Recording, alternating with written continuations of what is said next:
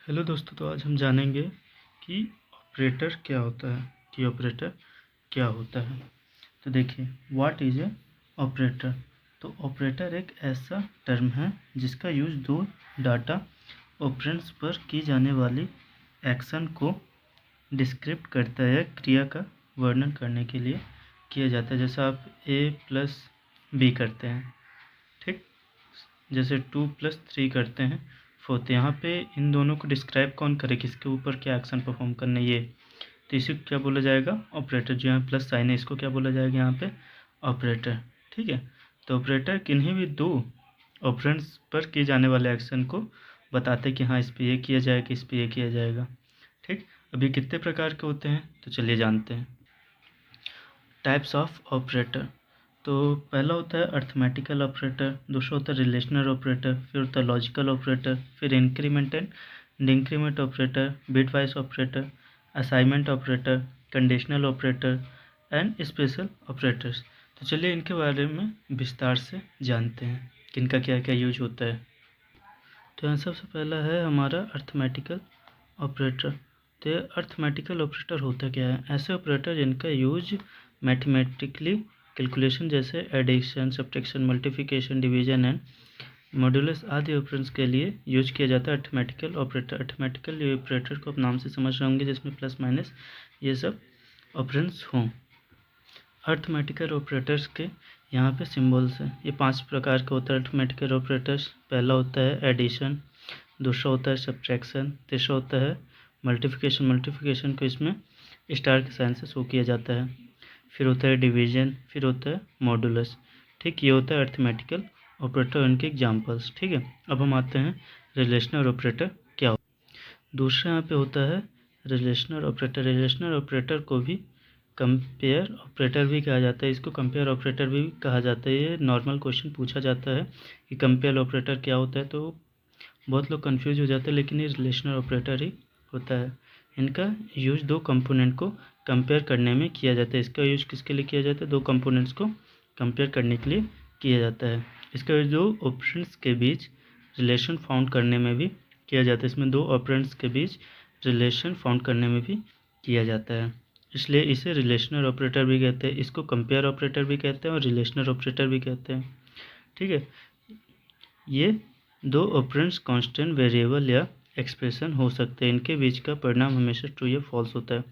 ये हमें ट्रू या फॉल्स के रूप में ही आंसर देते हैं। जैसे हम लॉजिक ग्रेड पढ़ते हैं तो उसमें ट्रू या फॉल्स में ही हमें आंसर मिलता है, वैसे ये भी रिलेशनल ऑपरेटर भी हमें ट्रू या फॉल्स में ही आंसर प्रोवाइड करते हैं। रिलेशनल ऑपरेटर के यहाँ पे एग्जांपल है, सीरियल नंबर है, ऑपरेटर है, ऑपरेशन क्या ऑपरेशन परफॉर्म करते हैं, लेस देन का साइन होता है, ये लेस देन और इक्वल टू का साइन होता है, लेस देन और इक्वल टू का, ये ग्रेटर देन का होता है, ये ग्रेटर देन इक्वल टू का होता है, ये इक्वल टू का होता है, ये नॉट इक्वल टू का होता है। ठीक, अब इसके बाद आता है हमारा लॉजिकल ऑपरेटर। जिस प्रकार हमारे पास लॉजिक गेट्स जैसे एंड और एंड नॉट गेट होते हैं जिनका आउटपुट या 1 या 0 होता है, उसी तरह हमारे पास लॉजिकल ऑपरेटर्स भी होते हैं। इनका आउटपुट ट्रू या फॉल्स होता है, ट्रू मतलब 1, फॉल्स मतलब 0 में होता है। इसका एग्जांपल हम लोग देखते हैं, लॉजिकल ऑपरेटर है, ऑपरेटर है। ठीक है, और गेट को इस साइन से रिप्रेजेंट करते हैं हम, और एंड गेट को इस साइन से, और नॉट गेट को इस साइन से रिप्रेजेंट करते हैं। इसको आप ध्यान से देख लीजिएगा, ये बहुत यूज होता है, और एंड नॉट गेट को। ठीक, अब इसके बाद थोड़ा और इसका देख लेते हैं। नॉट गेट के जो साइन है, ऑपरेटर की प्राथमिकता सबसे अधिक, उसके बाद सबसे पहले प्राथमिकता किसकी होती है, नॉट ऑपरेटर की प्राथमिकता होती है सबसे अधिक उसी की प्राथमिकता होती है नॉट की। उसके बाद होती है इसकी एंड गेट की, और सबसे कम प्राथमिकता होती है और की। सबसे लॉजिकल ऑपरेटर में सबसे ज़्यादा मान्यता किसको देते हैं, नॉट को देते हैं, फिर एंड को देते हैं, फिर और को देते हैं। फिर हमारा आ जाता है इंक्रीमेंट ऑपरेटर। इंक्रीमेंट ऑपरेटर को नाम से ही पता चल जाता है, इंक्रीमेंट ऑपरेटर लगा देने से किसी भी प्रोग्राम में एक इंक्रीमेंट हो जाता है, मतलब वो एक संख्या बढ़ जाता है। अगर हम 9 पे इंक्रीमेंट लगा देते हैं तो 10 हो जाएगा, ऐसे। इंक्रीमेंट ऑपरेटर को डबल प्लस से डिनोट किया जाता है। इंक्रीमेंट ऑपरेटर किसी भी ऑपरेंड्स की वैल्यू में एक बढ़ा देता है। किसी भी इंक्रीमेंट, नाम से पता चला इंक्रीमेंट ऑपरेटर ये किसी भी ऑपरेंड्स में ऑपरेंड की वैल्यू को एक बढ़ा कर देता है। ठीक। प्री इंक्रीमेंट दो प्रकार के होता है। इंक्रीमेंट दो प्रकार के होते हैं, प्री इंक्रीमेंट और दूसरा होता है पोस्ट इंक्रीमेंट। तो प्री इंक्रीमेंट क्या होता है? इंक्रीमेंट ऑपरेटर प्लस को ऑपरेंड से पहले लगाया जाए तो ये ऑपरेटर प्री इंक्रीमेंट ऑपरेटर कहलाता है। ये जब ऑपरेंड्स के पहले लगाया जाए तो प्री इंक्रीमेंट कहलाता है, और जब ऑपरेटर के बाद में लगाया तो पोस्ट कहलाता है। चलिए इसके बारे में आगे चर्चा करेंगे। इंक्रीमेंट ऑपरेटर डबल प्लस को ऑपरेंड से पहले लगाया जाए तो ये ऑपरेटर प्री इंक्रीमेंट ऑपरेटर कहलाता है। अब यहाँ पास प्री इंक्रीमेंट ऑपरेटर का हम एक छोटा सा प्रोग्राम देख लेते हैं। Hashtag include studio dot S, include conio dot S, void man हमारा मैन फंक्शन है।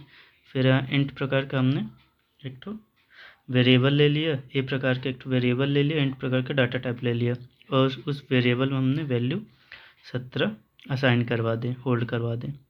अब हमने यहाँ पे ए की जो वैल्यू तो उसमें इंक्रीमेंट ऑपरेटर लगा दिया है। प्री इंक्रीमेंट बोला जाए मतलब पहले लगाया जाए तो प्री इंक्रीमेंट कहलाते। प्री इंक्रीमेंट ऑपरेटर लगा दिया है।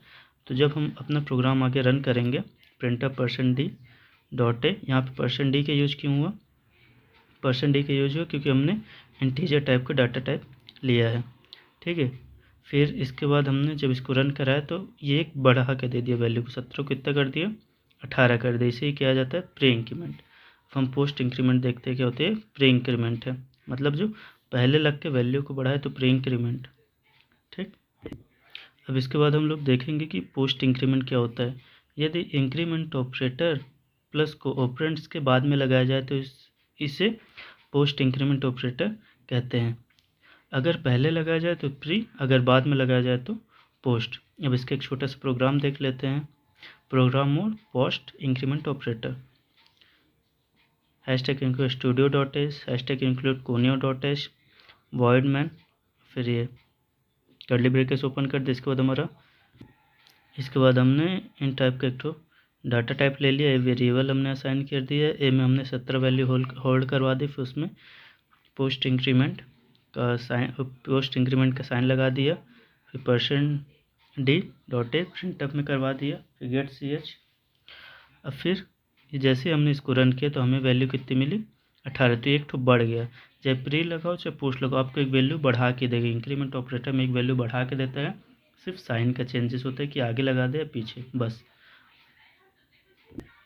इसके बाद हमारा पांचवा ऑपरेटर होता है डिक्रीमेंट ऑपरेटर। जैसे इंक्रीमेंट ऑपरेटर होता है वैसे डिक्रीमेंट ऑपरेटर भी होता है। जैसे इंक्रीमेंट में वैल्यू बढ़ाता है वैसे डिक्रीमेंट में वैल्यू को एक घटा देता है।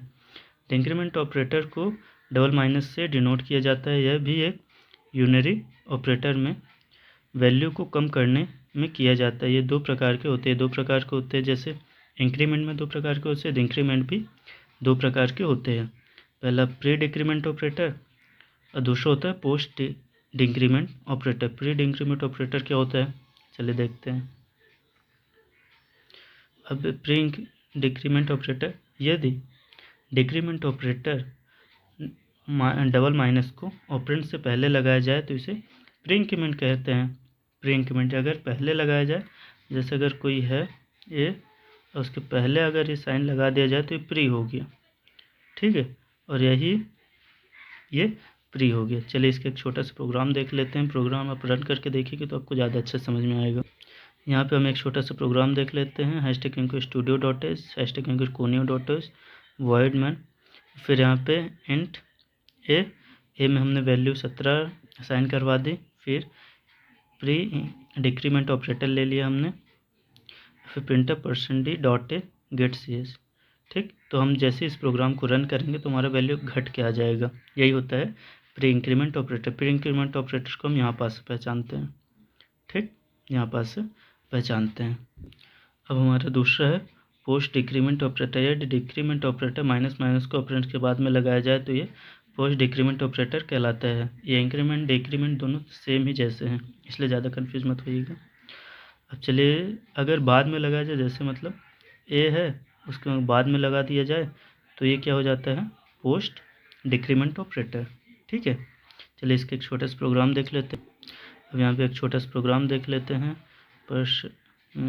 हैशटैग इनको studio.h corneo.a हमारी लाइब्रेरी फाइल्स है, वॉइड में हमारा मैन फंक्शन है। फिर यहाँ पे इंट टाइप का हमने डाटा टाइप लिया, ये हमने वेरिएबल लिया, उस पर 17 वैल्यू होल्ड करा दी।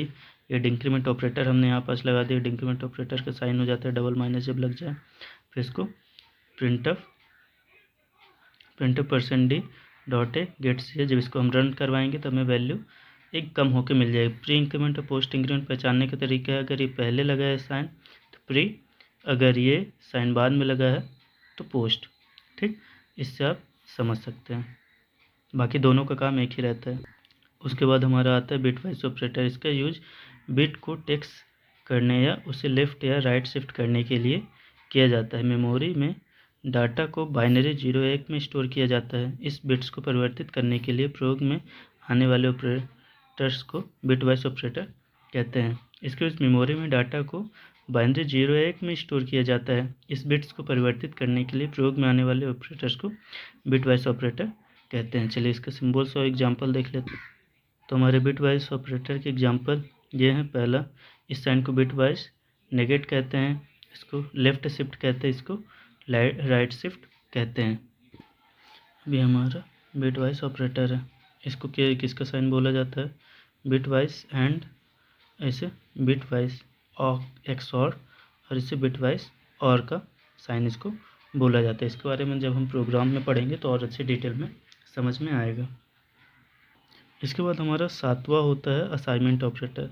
वह ऑपरेटर इसके डाटा या एक्सप्रेशन के परिणाम को एक मेमोरी लोकेशन में कॉपी करने में किया जाता है, उसे असाइनमेंट ऑपरेटर कहते हैं। डाटा को कॉपी या स्टोर करने में असाइनमेंट ऑपरेटर है, इसे इक्वल चिन्ह से रिप्रेजेंट किया जाता है। इसे किससे रिप्रेजेंट किया जाता है, इक्वल साइन से रिप्रेजेंट किया जाता है। वह ऑपरेटर इसके डाटा एक्सप्रेशन के परिणाम को एक मेमोरी लोकेशन में कॉपी करने में किया जाता है, असाइनमेंट ऑपरेटर कहते हैं इसको। असाइनमेंट ऑपरेटर कहते हैं जब यहाँ से वहाँ असाइन करवाते हैं हम किसी भी वैल्यू किसी भी चीज़ को, वहाँ पे असाइनमेंट ऑपरेटर का यूज होता है। असाइनमेंट ऑपरेटर का एक छोटा सा प्रोग्राम देख लेते हैं। जैसे program assignment operator include studio.h corneo.h void में हमारा मैन फंक्शन है।